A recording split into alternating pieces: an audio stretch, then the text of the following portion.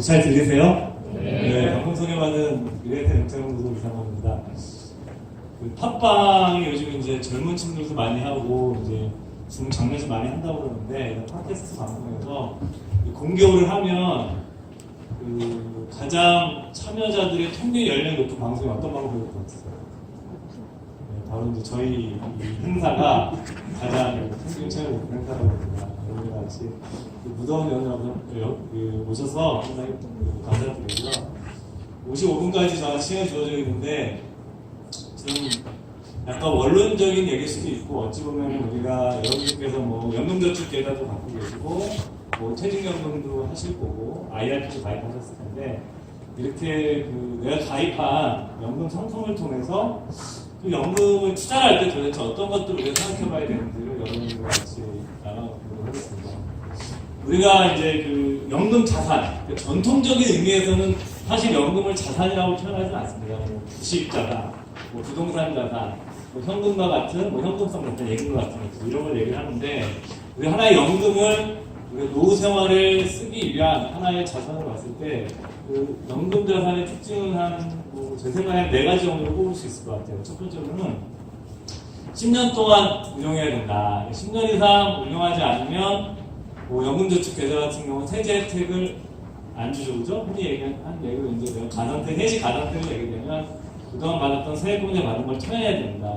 어쩔 수 없이 이거는 제도 측면도 그렇고 연금이라는 것 자체가 태어날 때부터 내가 돈을 버는 시기에 수입이 있는 시기에 돈을 오랫동안 소액으로 모아서 어느 시점이 되면 쌓아져 있는 돈을 가지고 내가 생활비를 조달하기 위해서 만들어진 제도입니다. 우리가 연금이 노후를 준비한 왜 기본적인 수단이냐, 인류가 이런 노후에 대해서 여러 가지 제도들을 고민해봤어요. 지금까지. 인류가 여러 가지 고민해봤는데 합의 본건이 있는 거예요. 현대 인류가. 노후의 준비에 있어서는 연금 제도를 합의를 본 거예요. 이 연금 제도가 불안전하고 약간 부족한 것이 있더라도 기본적으로 연금 제도 이상의 제도를 아직까지 인류는 발견하지 못합니다. 아직까지. 여러분들께서도 우리가 이 연금제도 단순하게 국민연금도 있고 퇴직연금도 있고 개인연금도 있지만 연금이라는 것은 어찌 보고 계시면 인류가 소위 말해서 그러니까 자식이 부모를 지원해주는 농경사회에서의 부양 시스템이 깨지면서 인류가 그나마 만들어 놓은 사회적 안전장치 중에 하나입니다. 당연히 그러니까 이것은 장기적으로 내가 돈을 모아서 나중에 이제 자신한테 시세적 돈을 뺏으는 이런 식으로 발전한 거고.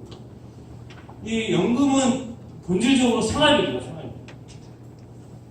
이 생활비의 가장 무서운 적은, 돈의 가장 무서운 적은 인플레이션입니다.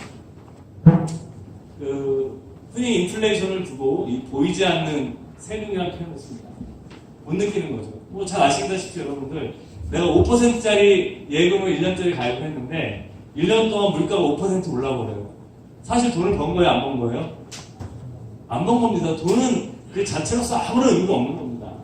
돈은 뭐냐면 어떤 물건이나 서비스와 교환이 될 때 비로소 돈이 하나의 가치를 갖는 거고, 그렇지 않습니까? 내가 집도 사야 되고 미장원도 가야 되고 음식 사 먹어야 되고 이런 것이 될 때만 내 가치가 있는 것이기 때문에 기본적으로 우리가 연금은 노후에 쓸 생활비이기 때문에 그 과정에서 자체부터 인플레이션에 대비할 수 있는 이런 목표를 가져야 됩니다. 예를 들면 국민연금 같은 경우 여러분 받아보시면 아시겠지만 저도 보거든요. 그러면 이게 내가 퇴직하고 나서 한 65세 이후에 한 달에 현재 가치로 120만 원 준다고. 이게 나중에 물가가 오르게 되면 더 많이 받는 거거든요. 물가를 반영해 주겠다고 합니다. 만약에 저희 같은 민간 금융회사가 그 인플레이션을 보장해 주면서 죽을 때까지 연금을 주는 상품을 만들면 어떻게 될 것 같으세요? 네, 망할 겁니다. 그거를 예측할 수 있는 천재가 있으면 직장생활 할 필요가 없어요. 그냥 어떤 돈을 벌 거예요. 흔히 하는 얘기하듯이 경제학자라는 직업 자체가 틀리기 위해서 존재한다는 말이 있지 않습니까? 그런 것처럼 여러분들께서 중요한 건 연금은 인플레이션을 장기적으로 대비할 수 있게끔 만들어야 됩니다. 그래서 뭐 우리 국민연금 설명한 자리는 아니지만 그래서 모든 여러분들이 연금 설계 기본이 되는 게 국민연금 같은 거고 만약에 이제 집에서 그 전업을 하시는 남편이나 아내분이 계시면 그분들 같은 경우에도 국민연금에 가입을 해서 10년 동안 넣어야 되거든요. 국민연금은 제일 중요한 게 우리 연금 같은 경우는 내가 내는 돈이 좀 많아야 되는데 국민연금은 아무리 내가 돈을 많이 내더라도 우리나라 최고의 부자를 하더라도 받을 수 있는 돈에 한계가 있어요. 연금에서는 제일 중요한 건 불입기간이 제일 길어요. 그래서 이제 여기 뭐 경단 여성 같은 분들 계시면은 추가로 돈을 내서 기간 회복시킨다든가 기간이 길수록 무조건 유리한 거예요. 그런 시스템.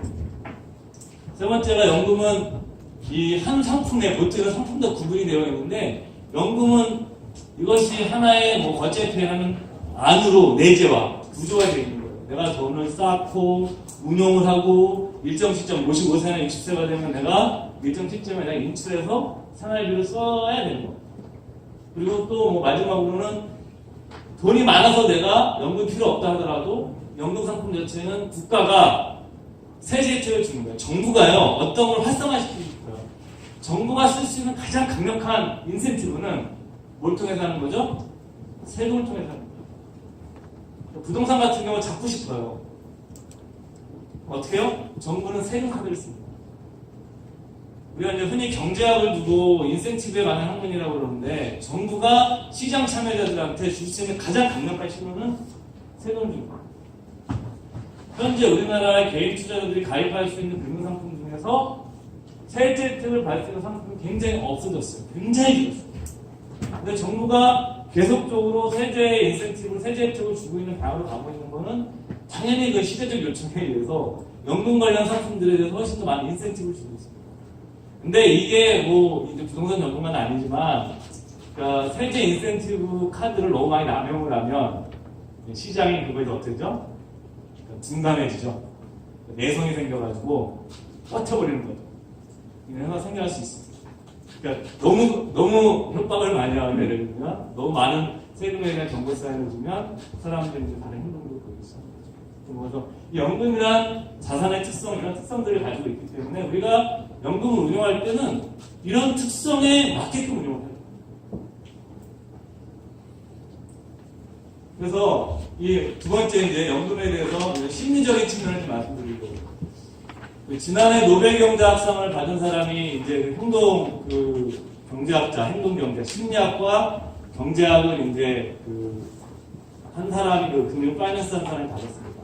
2002년도에도 노벨 경제학상을 받았을 때 다니엘 커너만 교수라는 사람이 받았었는데 그 사람이 받았을 때 경제학과 깜짝 놀랐었어요. 그 사람이 경제학 교수가 아니라 심리학과 교수였기 때문에 그렇습니다. 우리가 이제 경제학 그러면 이게 논리적이고 합리적이고 막 분석적인 생각을 했는데 실제 살아가는 인간은 절대 그렇지 않더라고요. 인간은 때때로 비정적이고 때때로 미치고 때때로 너무 공포감을 느끼고 인간은 때때로 두려움도 느끼고 탐욕도 느끼는 그런 존재라는 거예요. 그래서 다니엘 커너만 교수 이후에 행동경제학이 주류가 되면서 그런 얘기를 하거든요. 드디어 경제학에서 바라본 인간에게 사람의 영혼을 불어넣었다. 그전까지 그것은 완전히 살아있는 경제 동물이었던 거죠. 경제 다합된 인간의 존재였죠. 그래서 우리가 연금 자산을 대할 때도 이 내가 갖고 있는 연금에 대한 심리적 속성을 이해할 필요가 있어요. 왜냐면 제일 투자에서 제가 뭐 대단한 투자 전문가는 아니지만 제가 기자 생활할 때 만났던 형님이 소주 한 잔 먹으면서 그런 얘기를 했었어요. 형, 투자는 어떻게 해야 돼? 어떻게 골라야 돼? 이렇게 그러더라고요. 뭐가 궁금한데 이 기자가 형 정말 궁금해. 형 돈 많이 잘 벌잖아. 형 돈 잘 벌고 재테크도 잘하는데 투자할 때는 생각하는 원칙 같은 게 뭐야? 그냥 딱 그 얘기했어요. 야, 투자는 편해야 돼. 내가 사놓고서 잠아놓으면 하면 안 돼. 저희는 펀드 투자를 더 해야 된다. 그 다음에 투자가 더 올바르다 얘기하는 회사에 다니고 있습니다. 근데 만약에 여러분들이 먼저 투자 상품에 가입해가지고 잠도 안 와가지고 잠 못 자면은 일찍 죽잖아요. 그런 상태가 돼서 안 하셔야 돼요. 그래서 우리가 연금 상품에 가입할 때 우리가 어떠한 심리적인 특성을 가지고 있나 한번 생각해봐야 돼요. 내가 연금을 어떻게 대하고 있지? 연금은 객관적으로 이런 특성을 가지고 있는 거야. 두 번째로는 그럼 연금은 사람들이 심리를 어떻게 생각할까? 이걸 한번 보는 거예요. 첫 번째 뭐냐면 연금은 정해져 있어요. 심리적으로. 네, 노후에 쓸 거야. 한편 노후에 쓸 거야. 두 번째 뭐냐면 이게 재미난 거예요. 똑같은 펀드를 가입해도요. 연금에 가입한 펀드와 내가 그냥 가입한 펀드는 사람이 대하는 게 달라요. 어때요? 내가 연금에 가입한 펀드는 안 깨져야 되고 덜 깨져야 돼요. 그리고 수익이 조금 낮더라도 나 원금을 지켰으면 좋겠어요. 사실은 원래 수익도 많이 나고 원금도 지키는 상품 세상에 존재하지 않죠. 흔히 하는 얘기로 만약에 어떤 남성이 배우자로서 아내를 구하는데 예쁘고 똑똑하고 현명하고 가정적이고 공부도 잘하고 뭐 그냥 애들도 잘 키우고 이런 여자를 찾으면 그 남자 어떻게 해야 돼요? 평생 혼자 살아야 돼요. 여성분도 마찬가지예요. 내가 뭐 어떤 찾는 배우자가 남자인데 얼굴도 요즘 남자 중에 제일 잘생긴 애가 누구죠? 저희 세대는 장동건이었는데 요즘은 여기 또 연세가 좀 아이돌을 잘 모르시는 네? 그죠? 요즘 뭐 워너원 이런 애들 이렇게 이런 친구들 뭐 이렇게 얼굴도 이렇게 생기고 뭐 친절하고 아내 얘기를 잘 들어주고 그 다음에 집에 살림도 딱 나눠서 하고 자녀 양육에도 관심이 많고 게다가 돈까지 잘 벌어오고 그런 남자를 찾으면 혼자 사셔야 돼요. 투자 상품도 마찬가지거든요. 수익도 많이 나고 안전한 걸 찾으시면 투자하시면 안 돼요. 왜? 현실에 존재하지 않아요. 현실에 존재하죠. 그래서 우리가 일단 말씀드리고 싶은 거는 연금에서 우리가 투자 상품을 대하더라도 심리적으로 연금에서 내가 좀 본의적으로 대한다고 생각하시면 돼요. 세 번째, 저희가 이건 우리나라뿐만이 아니라 이런 연금회사들이 많이 해요. 퇴직연금이나 연금저축 가입하실 때 처음에 딱 펀드 선택하면 바꿔요, 안 바꿔요? 거의 안 바꿔요. 세계에서 가장 자본주의가 성공한 나라가 미국입니다. 지금도 세계에서 가장 우리가 얘기하는 가장 인류 혁신들이 가장 많이 나오는 나라가 미국입니다. 그럼 미국의 연금 투자 상품에 가입한 사람들은 그런 그 아주 혁신적인 나라에 맞게끔 능동적으로 투자할까요? 네, 그들을 조사해봤습니다. 100명 중에 60명이 처음에 가입하고 안 먹고. 인간은 게으른 존재거든요. 우리가 그건 이제 행동경제학에서는 무슨 말하면 투기값, 영어로 디폴트 옵션이라고 해요. 우리가 이제 컴퓨터 같은 거 킬 때 프로그램 연결해서 자동으로 뜨잖아요. 그 디폴트 옵션이라는 거. 그게 없으면 저 같은 컴맹은요 컴퓨터를 못 쓸 거예요. 일일이 명령을 담아야 돼요. 이런 것처럼 소위 말하는 사람들이 연금 상품에 가입할 때 다른 상품과 달리 특히 더 초기 값의 영향을 많이 받는다는 연구 결과가 거의 세계 공통적으로 있습니다. 이건 무슨 얘기를 하는 거냐면 연금 상품 선택을 내가 투자 시작할 때는 처음에 초기 값을 어떻다? 잘 설정하는 것이 굉장히 중요하다는 거죠.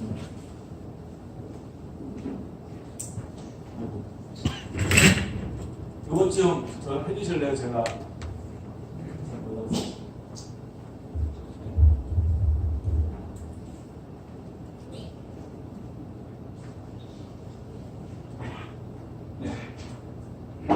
네.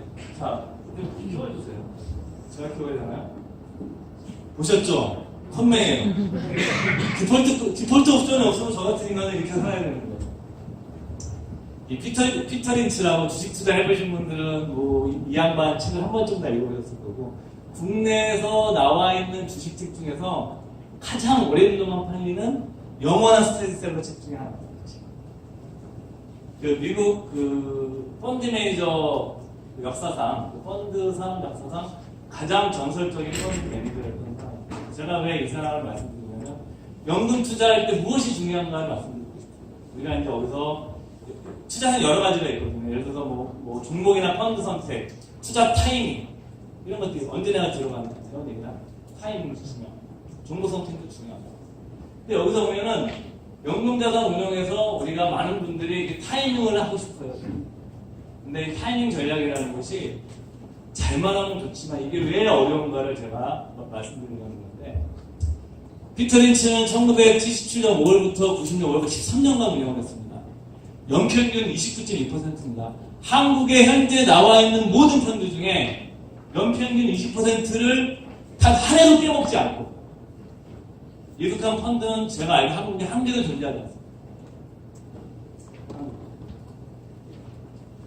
그러니까 20% 넘는 연평균 수익률로 13년간을 이 기록을 세운 거죠. 그러니까 이 펀드에 만약에 77년도에, 사실 77년도에 가입할 수가 없었어요. 그냥 회사 돈만 운영했거든요. 한 2, 3년 운영한 다음에 그 다음에 일반 투자돈을 받습니다. 근데 우리가 한번 77년도부터 가입했다고 가정해보면 77년도에 그 1억을 넣은 사람은 피터 린치가 은퇴할 때 그 펀드를 운영을 그만뒀을 때 27배를 벌었습니다. 27억이 됐거든요. 어마어마한 겁니다. 여러분. 복리 29%로 쌓이면 어마어마한 거거든요. 그러면 이 사람이 가입한 펀드에 가입한 사람 다 돈 벌어야 돼요. 게다가 더 중요한 거는 피터 린치는 87년도 블랙먼데이 때입니다. 이게 미국 그 증권시장 역사상 가장 낙폭이 많이 컸던 날.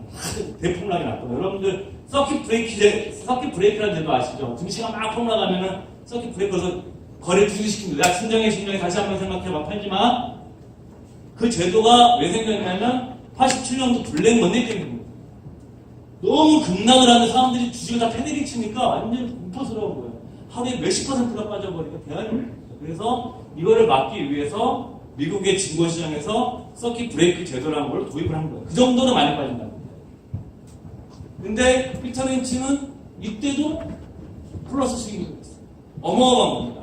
여러분들 아무리 대단한 투자가도요, 뭐 선물 옵션과 하자고 오로지 주식만 사는 이런 투자자 입장에서 폭락하는 날, 폭락하는 애 플러스를 내는 거는 정말 굉장히 어렵습니다. 굉장히. 폭락하기 전에 탈출했으면 모를까, 그 폭락하는 순간을 겪었다고 보면 거의 다 플러스가 날 수가 없어요. 이것도 게다가 피터 린치가 활동했던 시기가 이 82년도부터 한 2000년도, 90년대 초까지인데, 미국이 82년도부터 한 시간 되시면 심심하실 때 여러분들 82년도부터 지금 2018년도까지 미국의 S&P 500이라든가 나스닥 지수 그래프를 한번 보고 심심할 때 가실 거예요. 그 사이에 뭐 미국의 서브프라임 모기지 사태도 있었고, 뭐 금융위기도 있었고, 여러 가지 사건들이 많았음에도 불구하고 어마어마하게 올랐어요. 피터 린치가 79년도에 미국 증권시장에 바닥을 찍습니다. 그게 흔히 말하는 스태그플레이션이라는 식의 70년대 석유파동 아시죠? 연대에 드신 분들 아실 거예요. 석유파동이 나가지고 기름값이 어마어마하게 오르면서 경기가 침체가 되니까 이 스태그플레이션이 오게 되면 주식시장은 답이 없어요. 그래서 이제 미국인 최초로 노벨 경제상을 받았던 사람이 갑자기 폴 사무엘 교수가 그 MIT 대학의 그분입니다. 그분이 그 당시에 했던 유명한 얘기가 있거든요. 제가 50이 넘으니까 자꾸 까먹어요. 예, 그분이 이런 얘기 했거든요. 그 70년대에 만약에 지금 이 인플레이션 문제 해결할 수 있는 사람이 있다면 그의 출신 성분과 학문적 배경을 막론하고 그에 대해서 무조건 노벨상에 돌아가야 한다. 해결 못했어요. 그러다가 이제 70년대 말에 미국 중앙은행에서 금리를 20%까지 올립니다. 금리가 20%를 외환위기 때 경험해보셨죠? 금리 20%인 세상이 어떤 세상인지 외환위기를 딱 생각하시면 됩니다. 미국이 그랬어요. 70년대가. 참혹한 겁니다. 기업들은 다 망합니다. 자영업자들이요? 죽어납니다. 근데 이게 참 아이러니가 있어요. 높은 금리와 이런 극심한 인플레이션이 한 번 오고 나면 어떤 게 되냐면 이거 제가 아시는 분이 지금 이런 표현 썼거든요. 쓰레기 같은 쓰레기를 치우는 거다. 이게 막 경기가 좋을 때는요, 부채도 많고 기업 경영이 좀 방만한 기업도 먹고 살거든요. 근데 이렇게 이제 딱 금리가 어마어마하게 오르거나 엄청난 인플레이션이 오게 되면 경쟁력 없는 기업들은 다 죽습니다.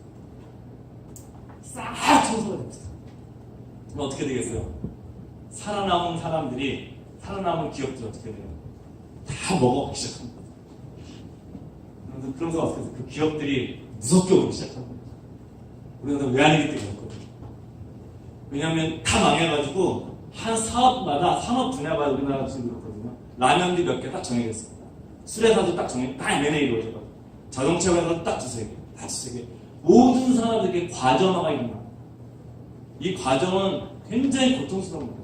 그렇지만 그 기업의 주주들한테는 어마어마한 찬스가 오는 시기예요. 네, 피터 린치 그 시기 활동. 그러면 피터 린치에 가입했던 고객들은 절대 돈을 잃어서 안 돼요. 그럼 불가능. 당대 최고의 펀드 매니저의 미국 증권시장 역사상 가장 좋았던 시기예요. 단 한 해도 깨먹지 않았던 펀드예요. 근데 피터 린치가 은퇴한 다음에 기쁜 마음으로 내가 운영한 펀드에 가입했던 기업이 이 펀드가 거의 국민 펀드였었어요. 그래서 에콰도르 GNP보다 컸어요. 한 나라의 GNP 펀드 하나. 미국 최대 세계 최대 펀드였어요. 그러니까 자기가 거기서 돈 많이 벌어서 생각하고 딱 뚜껑을 열어봤는데 가입한 고객의 절반이 마이너스를 보고 있어요. 왜 그랬을까요? 네, 넣었다 뺐다 해서 없었습니다. 시장이 좋으면 서로 가입하고 시장이 나쁘면 막 욕하면서 펀드하시고. 그래서 우리가 아무리 좋은 펀드 매니저를 만나고 아무리 좋은 펀드를 만나더라도 단기적으로 바라보게 되면 돈을 벌기 어렵다는 걸 보여요. 굉장히 유명한 사례입니다. 그래서 여러분들이 어떻게 생각할까? 아까 말씀드린 것처럼 세 가지를 생각하셔야 돼요.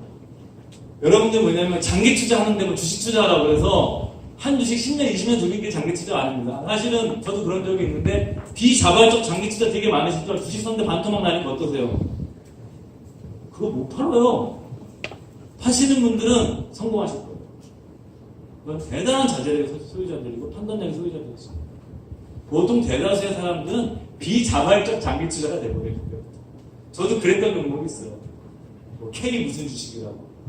옛날에 그 공모주 청약을 받았는데 제가 미래에셋이 오기 13년 됐으니까 그래서 4년째 5년간 기존시에 됐으니까 8년인가 9년 두고 있다가 20% 손해보고 팔았어요. 그렇게 비자발적 장기 투자를 하죠. 그런 걸 말씀드리는 게 아니라 관점의 길입니다. 그러니까 우리가 이 상품을, 이 투자를 대하는 생각의 거리가 길어야 됩니다. 내가 시세표는 뭐 오늘 내일 수익을 보더라도 내가 이 자산을 내가 10년, 5년 뒤에 끌고 갈 거야. 나는 생각의 길이를 길게 하는 거죠. 두 번째는 당연히 물가, 인플레이션을 따라갈 수 있습니다. 세 번째, 이건 제가 한 얘기가 아니고 세후 복리 수익률의 극대화는 그 전설적인 투자란 중에 존 템플턴이라는 분이 계십니다. 몇 년 전에 작고하셨죠? 굉장히 존경받는 그 영국 여왕으로부터 기사자기를 받았던 펀드 매니저고 이분은 이제 그 독실한 크리스찬이셨거든요. 그래서 이 양반은 죄악주라고 죄악주. 인간을 타락시키는 주식. 술, 담배, 도박 회사의 주식은 절대 사지 않습니다. 근데 술, 담배, 도박 회사가 배당주 투자자들한테 너무너무 좋은 주식이었습니다. 그 담배 회사의 필립 모리스 유명한 그 회사를 두고 피터 린치가 옛날에 이런 얘기를 했었죠. 필립 담배 회사 주식은 과부와 고아들을 위한 주식이다. 그래요. 꼬박꼬박 배당금 주식이기 때문에. 이따 제가 배당금 말씀드립니다. 그렇지만 이분은 사지 않으셨어요. 이분이 그런 얘기했어요. 투자의 목적이란 무엇이냐? 투자의 목적이란 무엇이냐? 최종 세후에 세금 다 내고 장기 복리 수익률을 극대화하는 것이 뭐냐? 딱 연금이 여기 들어가면 안 돼요. 5년 오래 운용해요. 그러니까 이 세 가지를 우리는 내 연금 운용하는 펀드에 내가 그거를 하나의 그 고려 요소로서 중요한 항목으로서 집어넣고 있어야 됩니다. 그래서 이제 저는 그럽니다. 이거는 되게 원론적인 얘기입니다. 집값이 막 떨어지길 바라는 분들이 계세요. 예를 들면 여기서 만약에 집값이 막 떨어져서 20%씩 빠지면 어떤 일이 일어날 것 같으세요? 어떤 일이 일어날 것 같으세요? 네. 주식시장 폭락하는 거 더 큰 패닉이 옵니다. 이게 하나의 예를 들자면 역사적으로 어떤 거품, 특이의 역사들을 봅니다. 거품, 특이의 역사를 보게 되면 부동산 특이가 가장 붙었어요. 부동산이 박살나면 뭐가 박살나요? 은행들이 물려버려요.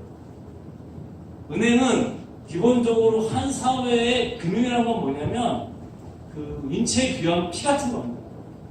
이 피를 돌리지 않으면 죽는 거예요. 피가 인체에서 차지하는 비중은 높지가 않아요.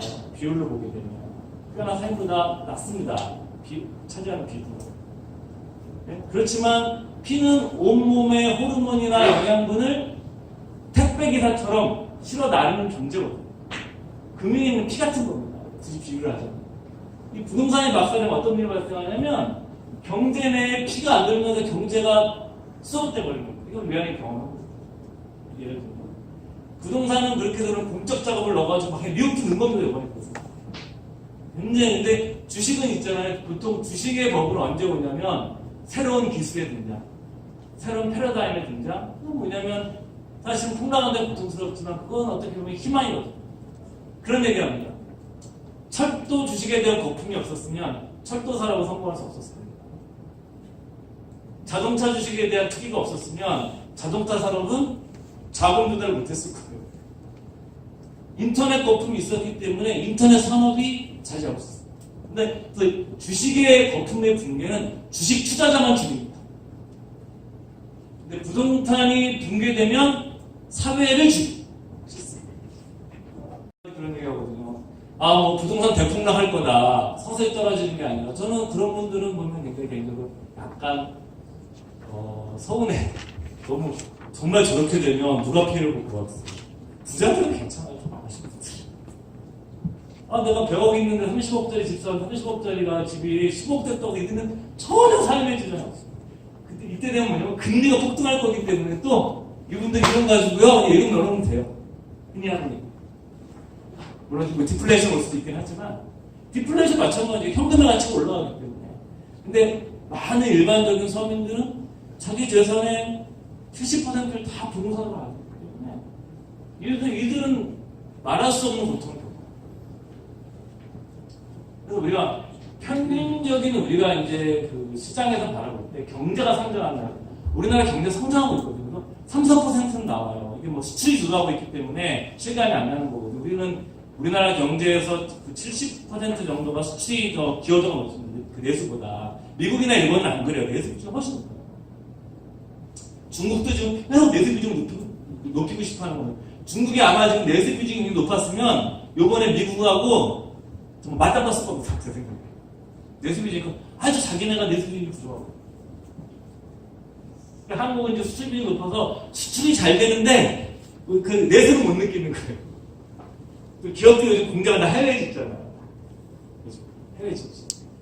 그렇지만 경제가 플러스 성장하면 그 장기적으로 주식과 부동산은 하나의 자산입니다. 실체가 있는 존재입니다. 주식은 기업이라는 실체가 있고 부동산은 눈에 보이는 실체가 있습니다. 이런 것들은 장기적으로 어느 정도 물가를 따라간다. 길게 보게 됩니다. 길게 보게 됩니다. 단기적으로 수치는 존재하지만 이 물가를 따라가지 못하게 되면 그거 어떻게 되는 거예요? 그 경제를 박살나는 문제가 됩니다. 일본처럼 디플레이션이 온다거나 많은 분들이 그러죠. 그래서 일본처럼 집값 폭락해서 디플레이션이 올 거야. 그러니까 일본은 참고를 해야 되죠. 우리 다음에 그걸 많이 들으실 텐데. 그렇지만 일본처럼 되면 안 돼요. 존 메이나드 케인즈 경이라고 소위 말하는 이제 2차 세계대전 끝나고 났을 때 소위 말하는 전 세계 경제 재건의 이론적 토대를 공급했던 양반이죠. 존 메이나드 케인즈고 경제학자들이 재테크를 무진장 못합니다. 주식 투자 무진장 못합니다. 그러니까 TV에 나와서 경제학자들이 막 이런 거 믿지 마세요, 굳이. 제 주변에 아시는 길이 뵀던 분들 중에 별로 없어요. 근데 역사적으로 몇몇 예외의 경제학자들이 있어요. 그 대표적인 양반이 바로 존 메이너드 케이지 마스터. 이 사람은 주식 투자를 굉장히 잘했어요. 그래서 평생 롤스로이스의 기사 딸린 차를 준비해 취미가 발레였는데 기분 딱 나가지고 발레도 항상 좋은 좌석에서 하고 결국은 러시아 출신의 발레리노와 결혼합니다. 그 당시에 이제 언론에서 당대 최고의 천재와 당대 최고의 백치미를 가진 여성이 결혼했다고 그러는데 둘이 평생 행복하게 삽니다. 해외했던 케인즈가 젊어서 동성애를 큰 사람이었거든요. 근데 케인즈 경이 하는 글에 그 중에 이런 글이 있습니다. 저 글을 읽으면서 굉장히 글을 잘 쓰는 분이에요. 다 읽어보지 못했지만 케인즈 경이 이런 거예요. 디플레이션은 한 사람의 그러니까 사회적으로 부를 이동하지만 부의 총량은 동일합니다. 디플레이션은 일반적인 디플레이션이면 한 디플레이션은 더 파괴적이에요. 한 사회의 부를 파괴한다. 디플레이션이 가장 고통스러운 거는 고용이죠. 실업이죠. 그러니까 많은 분들이 이렇게 집값을 막 떨어지길 바라시면 안 되는 거예요. 그러니까 안정이 돼도 서서히 안정되는 것이 저희들한테 가장 좋은 거예요. 올라도 서서히 오르는 게 좋은 거예요. 우리가 이런처럼 안 되지만. 그래서 장기적으로 주식은 인플레이션 해지할 수 있습니다. 근데 문제가 있는 거예요. 예를 들어 내가 노후 준비로 상가 같은 거 하자 하세요. 우리 지난번에 이제 천재 해운발에서 이제 우리 김재원 수석이 오셔가지고 상가 투자에 대해서 강의했었는데 한 번 더 만들게요. 저희가 관심이 많으시니까. 그러니까 부동산은 인플레이션 수단이기 때문에 당연히 어느 나라 사람들이 간에 문화적인 정보의 차이는 있지만 부동산을 통해서 노후 준비하는 성향을 갖는 분이 있는 거는 이상한 것이 아니에요. 그렇기 때문에. 근데 이제 저는 이제 오늘 이제 우리가 투자 상품에서는 우리나라는 부동산 관련 상품들이 많지 않기 때문에 저는 뭐 인플레이션 해지 수단으로서 주식을 말씀드리는 건데 그럼 주식이 왜 인플레이션 대비되느냐? 제가 라면 회사 경제를 한번 생각해 보십시오. 밀가루를 수입해야 되잖아요. 원재재 가격이 올랐습니다. 인플레이션 압력이 있는 기업의 입장에 인플레이션 압력이 있는 거예요. 만약 이 압력에 대해서 이 물가를 이걸 해결해야 되는 기업 어떤 기업 해결할 수 있어요? 네, 이런 기업 해결할 수 있습니다. 규모의 경제를 실현해서 크기를 키워서 네, 매 원가 내가 구입 바잉 파워를 가져서 네, 원가를 절감할 수 있는 거예요. 아니면 물건을 생산하는데 기계 같은 걸 도입을 해가지고 공정 자체를 효율화할 수 있는 기계. 가장 좋은 건 방법은 뭐예요? 이런 것도 하지 않고 할 수 있는 게 제일 좋은 거죠. 그냥 가격 올려버리는 기계. 소비자들 다 정가시켜버려요. 이런 주식도 주가가 비쌉니다. 이런 얘기가 배 만드는 회사와 껌 파는 회사가 있습니다. 어떤 회사 주식이 더 인플레이션 해지 더 쉽게 할 수 있을 것 같아요. 대체로 100%는 아니지만 껌 파는 회사가 더 인플레이션 해지가 쉽습니다. 그래요. 제가 배를 만드는데 올해 100억은 매출 올렸어요. 근데 그 100억이 내년에 100억 보장되어 있어 안 돼 있어요? 배 만드는 회사는 불가능해요. 또 내가 입증해요. 껌 100억에 팔렸어요. 내년에 이제 반토막 나지 않습니다. 그래서 주식시장에서는 배 만드는 회사보다는 껌 만드는 회사가 주가가 더 높은 평가를 받는 겁니다. 그렇죠. 주가 경제는 껌 파는 회사가 중요해요? 배 만드는 회사가 중요해요? 그렇죠. 주가 경제적으로는 배 만드는 회사가 훨씬 중요해요. 산업 연관 효과도 많고 그 정서가 잘 되면 그 지역의 사람들이 뭐죠? 분업가게도 잘 될 거고 슈퍼마켓도 잘 될 거고 수입도 잘 될 거예요. 연관 효과가 되게 크거든요. 근데 껌 많이 팔았다고 사람들이 소도 많이 먹지 않거든요. 저는. 네? 근데 주식의 입장은 어떤 거죠? 껌 파는 회사들은 훨씬 더 인플레이션 되기 쉽습니다. 그래서 저는 여러분들한테 이렇게 말씀드렸지만 그래서 배당주 펀드 좋은 소비재 기업들의 투자하는 펀드 같은 것들이 장기적으로 연금 투자에 좀 적합한 스타일이 있을 거라고 보는 거예요. 아이디어처럼. 그래서 이런 있고요. 근데 여기서 이제 이 통계는 한번 보신 적 있겠지만 이게 제일 유명한 게 이거죠. 마이너스 50%는 플러스 100% 버티기다. 내가 2천만 원 갖고 투자를 했어요. 근데 반토막이 마이너스 50%가 나면 1,000만 원이잖아요. 그 1,000만 원을 다시 내가 원금으로 복구하려고 그러면 50% 따야 돼요? 100% 따야 돼요? 네, 100% 따야 돼요. 그래서 우리가 투자는 위험해요? 위험하지 않아요? 투자는 위험해요, 여러분. 주식형 펀드 위험해? 안 위험해요? 위험해요. 위험한 거예요. 왜? 깨먹을 수 있는 왜 위험하지 않아요? 근데 내가 만약에 모든 걸 예금으로만 넣으면 내 노후 자금을 인플레이션 대비할 수 있어요? 없어요? 불가능해요. 그래서 만약에 국민연금을 내가 1년에 한 500만 원씩 한 달에 500만 원씩 준다면 재택 가능이 돼요, 저희가. 고민할 필요 없어요. 500만 원 사하면 돼. 인플레이션 해지해주는데 국가에서 알아서 다. 그게 안 되기 때문에 나는 내가 노력을 해서 만들어야 돼. 예금도 넣고 연금상품 같은 거는 투자상품을 통해서 인플레이션 해지가 나가야 되고 장기적으로 수익을 높여가. 그래서 우리 연금 투자를 하면서 많이 생각을 할 때 이 변동성 중에서 흔히 하는 말로 깨지는 변동성 우리가 이제 고민을 하셔야 되는데 어떻게 할 수 있을까? 첫 번째 방법, 제가 생각하기엔 이 6개 방법이 다 있는 것 같아요. 제가 5개 정도가 소개해드리고 첫 번째는 뭐냐면 내가 깨지지 않는 어떤 방법이냐 아무것도 안 하면 돼요. 나는 펀드 주식 사면은 나는 정말 그날부터 잠이 안 와. 하지 마세요. 그냥 이분들은 예금 넣고 그 투자형 상품 가더라도 금리 높게 해주는 그런 상품들이 많이 나와 있으니까 그런 거 잘 모르셔가지고 금리 때 조금씩 가입하시고. 그러니까 내가 변동하려면 가장 방법 아무것도 안 한다. 근데 이런 분들은 장기적 어땠죠? 인플레이션 리스크는 해결할 수 없는 거죠. 두 번째 뭐냐면 싸게 사는 전략이에요. 그러니까 우리가 이제 흔히 얘기하는 뭐 가치 투자라고 하는 거. 같이 싸게 사면 써도 내가 덜 떨어지는 거예요. 싸게 사는 전략을 취하는 뭐 펀드나 이런 걸 내가 찾아내는 거죠. 펀드 연구상 그런 상품을 찾아내거나. 그 다음에 세 번째 자산 배분을 하는 거예요. 자산 배분이라는 게 1980년도 이후에 미국에서 이제 기관 투자가들을 대상으로 여러 가지 연구를 합니다. 우리가 사연 장기적으로 주식 투자가 수익률에서 미치는 영향이 어떤 게 좋느냐, 이게 중요하냐, 자산 배분이 중요하냐, 마켓 타이밍이 중요하냐, 종목 선택이 중요하냐, 이런 연구를 쭉 한 거예요. 실질적으로. 해봤더니, 결과가 마켓 타이밍이나 종목보다도 어떻게 내가 자산을 배분하고 있느냐가 훨씬 더 중요하더라라는 겁니다. 이런 거죠. 바이오주가 막 오를 때 내가 아무리 좋은 주식 많이 가지고 있어도 바이오주 한 주도 안 들고 있으면 어떤 거예요? 나는 수익이 안 나고 있는 그런 거죠. 그렇기 때문에 이런 자산 배분이 하는 방법을 통해서 해결하는 거예요. 그 다음에 이제 뭐 정식 투자를 하는 거죠. 이렇게 꾸준히 사게 되면 이게 아무래도 오르고 주식은 오르고 내리면서 하는 거잖아요. 주가가 오르고 내리는 걸 인간이 막을 수 있어요? 없어요? 못 막아요. 인간이 할 수 있는 거는 오르고 내리는 걸 인정을 하고 그 속에서 내가 손해보지 않는 방법을 찾는 것밖에 할 수 없는 거예요. 주식 시장이 변하는 거는 우리가 인간이 할 수 있는 것이 아니에요. 그거는 뭐 흔히 거창하게 표현하자면 카오스적이고 불확실하고 이런 요즘 이런 표현 쓰면 안 되지만 증시 속담에 요즘은 이런 속도 안 써요. 증시와 여자마마 청개구리와 증권시장과 여자마마 얼어틀지 모른다는 옛날에 썼고 요즘 이런 안 쓰더라고요. 요즘 이제 사회가 많이 바뀌어가지고. 근데 알 수가 없는. 그래서 나는 이제 뭐냐면 꾸준히 분산을 하나하겠다 이런 생각을 하거든요. 요거는 빼. 6번에 뭐냐면 현금 흐름이 나오는 내가 자산을 갖는 거예요. 이거. 내가 뭐 상가를 하나 가지고 있어요, 여러분들.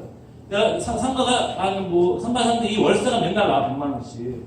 근데 갑자기 내부 충격이 와가지고 이게 상가가 5억짜리인데 반토막이 된 거예요. 근데 100만 원씩 월세를 줄어놔 계속. 파시겠어 안 파시겠어? 안 팔죠. 근데 주식은 팔아요. 주식은 배당을 새로 주는데도 주식은 파세요. 근데 왜 이렇게 이걸 캐시플로우가 나오는 수익성 자산이라고 해요. 캐시플로우가 나오는 자산이 뭐 우리가 수익성 부동산 월세를 받을 수 있는 이런 거라든가 아니면 주식 배당주 같은 거. 캐시플로우가 계속 나오면 주가가 떨어지면 어떻게 돼요? 배당 수익률이 올라가거든요. 저 가끔 이제 네이버에 들어가가지고요 국내 주식 집회 배당주 리스트를 한번 쭉 봐요. 가끔가다 보면은 어떤 보험회사 같은 거 우리나라에서 제일 큰 보험회사인데 그래도 우선주가 한 6% 나올 때가 있어요. 그럼 전 사고 싶어요. 내가 나이 먹어서 한 6%를 내가 안정적으로 매년 맞을 수 있으면. 그리고 우리나라 제일 큰 보험회사는 세상에 은행보다 안전해요. 망하기 어려워요. 절대 보험회사는 부도날 수가 없어요. 자동차 보험을 어떻게 관리할 거예요? 이런 비즈니스 같은 것도 그런 것들을 이제 그런 컨셉을 가지고서 운영하는 뭐 펀드 같은 거 있으면 어떻죠? 이게 폭락할 때도 많은 연구들이 이루어져요. 폭락기에 제일 먼저 반등하는 가장 손실률이 적고 가장 많은 반등하는 스타일 주식 중에 하나가 배당주입니다. 87년도 블랙먼데이 때의 연구가 똑같았어요. 여러분들 이런 자산들을 내가 하는 거고 저는 어떻게 하냐면 저는 이 중에 한 몇 가지 섞어서 해요. 자산 배분도 대충 하고 적립수들을 넣고 1번은 안 해요. 저는 이제 연금은 다 때려 놓습니다. 그 다음에 이제 캐시플로우성 자산 같은 걸 제가 좋아하고 그래서 사람마다 다르겠지만 여러분들이 이제 어떤 것들을 생각해 보시냐면 이거는 좀 이런 것들이죠. 일단 몇 개의 유형 중에 저는 가장 기본적인 거는 연금 자산에서 어떤 펀드를 넣는 게 좋느냐. 전 첫 번째는 뭐냐면 한국 경제에 투자하시기보다는 세계 경제에 투자하는 것이 더 바람직합니다. 살 수 있으면 전 세계 증시에 다 투자해보는 것이 가장 속편한 전략입니다. 그것이 현실적으로 쉽지는 않기 때문에 그렇죠. 그러면 그 나라의 미국이 제일 비중 높게 차죠. 그 나라에 맞게 전 세계 경제가 뭐 전 세계 경제 평균 성장률이 몇 %씩 한번 따라가는 겁니다. 장기적으로. 그래서 어려움이 되는 글로벌 펀드는 반드시 가져야 됩니다. 한국이 여러분들이 퇴직할 때 외환위기면 어떻게 할 거예요? 그럼 내가 그때 연금 차스를 다 깨져버릴 거 아닙니까? 일본이 국내 주식 펀드가 일본이 아닙니다. 연금자산에서는 전 세계를 대해서 가장 잘 분산되어 있는 펀드가 일본. 두 번째가 뭐냐면은 이런 뭐 배당주 펀드 같은 거. 저는 우리 직원들한테 꼭 배당주 펀드를 넣으라고 그래요. 네. 캐시플로우가 있으면 죽지 않는다. 죽지 않는다. 캐시플로우가 있는 자산을 가지고 있으면 죽지 않습니다. 사망하지 않습니다. 그래서 저는 뭐 권하기도 하고 제 포트폴리오 꼭 배당주 꼭 채워놨습니다. 꼭 채워놨습니다. 좋은 배당주 몇 개 골라서. 그 다음에 이제 뭐 아까 좋은 소비재 기업, 이런 소비재 기업의 그다음에 아니면 혁신적인 기업. 요즘 뭐 알리바바나 아마존이나 뭐 이런 걸 사랑하는 그런 기업들도 이제 막 소비재 기업과 똑같습니다. IT 기업이지만 현상적으로는 그 불린 IT 기업이지만 이 기업들이 성장하는 메커니즘이 뭐냐면 자기가 자기 하단에 자기 플랫폼 하단에 소비자들을 다 들고 가는 회사입니다. 저 가끔 이런 얘기를 합니다. 다음 세상에 저한테 누구의 이대로 태어나라. 만약에 저한테 예를 들면 삼성가의 아들로 태어나라. 두 번째 농심 라면 회사의 아들로 태어나라. 세 번째 유명한 맛집 아들로 태어나라. 저한테 세 가지 한 옵션이 한 가지 있으면 저 뭐 결정할 것 같으세요? 저는 맛집 아들로. 그분을 무시해서 그런 게 아니에요. 그러니까 삼성가의 아들 안 태어나. 반도체 제가 한번 잘못 투자하면 그 10만 명이 넘는 직원들 제가 책임져야 되잖아요. 저는 그게 무서워. 그러니까 이하는 라면에서 아들로 태어나는 비가 오나 눈이 오나 신라면은 먹고 연구 개발할 때도 거기는요 큰 설비 필요 없어요. 스프만 바꿨는데 계속 그 연구 개발비도 적게 들어요. 반도체 같은 경우는 연구 개발도 엄청 많이 들어서 반도체 뭐 적층식 그래가지고 어마어마하게 써야 되거든요. 한국이 대단한 거거든요. 그걸 밤새가지고 세계에서 가장 작은 데다가 그 정보량을 담으려면 엄청 쌓은 거예요. 다른 애들은 그렇게 못해요. 그래서 쌓아올린 거예요. 근데 딱 뭐냐면 오래된 유명한 이렇게 다 맛집 아들 태어나면 거기는 오래 일하신 이모님들이 다 그 삼촌들이다. 굳이 내가 일을 안 해요. 아침에 딱 와서 우리 삼촌이 이거 사먹고 잡고 오늘도 잘 부탁해 삼촌 이거 딱 하고 나서 저는 11시부터 가서 그 데스크에 딱 앉아 있습니다. 딱 끝나고 또 나가서 사우나 한번 하고 왔다가 또 오후에 가서 또 이모님이 다 오래 되셨으니까 이모 오늘 고생 많으셨어요. 그래서 매출이 좋으면 돌아가실 때 이모 삼촌 다 불러줘서 5만 원씩 딱 드리면 아우 훌륭한 아들이라고 생각하고 행복하게 하셨어요. 신제품 개발 안 했거든요. 나 설렁탕 먹으러 오는 거지 내가 설렁탕 뭐 하나 얘기하는 거야. 그 옛날 먹거리 보고. 그쵸? 이런 기업들이 어찌 보면 그 강력한 소비자와 밀착되어 있는 요즘 아시아나 세계적 중산층이 많아지잖아요. 그래서 저는 뭐 저희 회사 펀드 중에 이렇게 중산층들의 소비가 상당히 높아지는 이런 주식이라는 것이 좀 개인적으로 가지고 있거든요. 소비재나 배당주나 캐시플로우가 있거나 아니면 글로벌 이런 것들을 가지고 서너 개를 가지고 이렇게 분산하시고 분산 투자하시면 제 생각에는 이것이 제가 맞다는 건 아닌데 상대적으로 좀 해보면 좀 변동성도 좀 낮고 덜 깨지고 잘 안 죽어요. 이런 것들이 고려하면 좋고요. 시간이 그 2분밖에 안 남아가지고 질문 시간이 원래 길었는데 질문 없어도 되겠죠, 그죠? 제가 원체 강의를 잘했기 때문에 질문 없어도 되겠어요. 여러분들 지금부터 쉽으실 거죠? 네, 우리 오은미 연구원께서 안녕 해주시고 제 강의 마치도록 하시고요. 하여튼 뭐 여러분들께서 저는 그럽니다. 돈을 잘 버는 재주가 있는 사람들은 있어요. 보면 분명히 있어요. 제 주변에도 있고 그러시는 분들 있으시고 근데 만약에 내가 이제 어떻게 보면 좀 아껴 쓰면서 모아야 되는 사람들이라고 그러면 노후 준비할 때 연금 같은 거를 꾸준히 한 5년, 10년씩 넣다 보면 이게 목돈이 되거든요. 저도 인해 선배님들도 계시니까. 그래서 이 작은 모래알이 모여야만 바다가 되는 거잖아요. 그렇죠? 원래부터 바다를 가질 수 있는 사람들도 있지만 어떤 사람들은 하나하나 모래를 쌓아가면서 바다를 만드는 사람들이 있는데 그렇게 사람들한테는 사실 연금만한 제도가 아직까지 인류가 발견하지 못했어요. 이상 능가하는 제도는 아직까지. 여러분들께서 좀 이걸 계기로 해서 연금 투자를 안에서 많이 하시고, 제가 질문도 못 받으니까 혹시 못하신 거 있으면 이렇게 올려주시면 제가 사무실 돌아가서 그 사이트에다가 저희 팟빵 저희에다가 다 답변하도록 하겠습니다. 감사합니다.